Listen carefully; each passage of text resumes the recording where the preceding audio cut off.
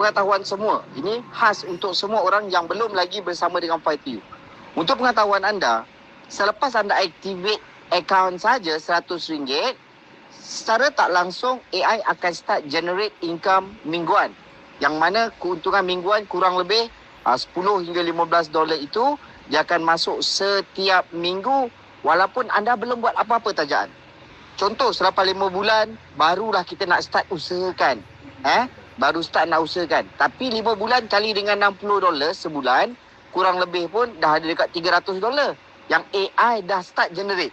Jadi rugilah kalau kita hari ni, kalau nak start hari ni, boleh start hari ni. Kalau kita nak start 5 bulan akan datang pun boleh. Tapi bezanya, kalau start hari ni AI dah start generate dah income.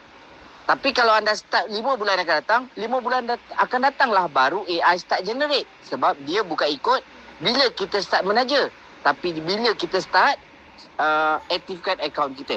Jadi saya harap semua maklum dan sampaikan kepada kawan-kawan lain supaya apa? Supaya semua jelas. Yang hari ni kita activate dulu akaun, lepas tu AI dah start dah buat kerja. Tak perlu buat apa-apa lagi pun, dia dah start buat kerja.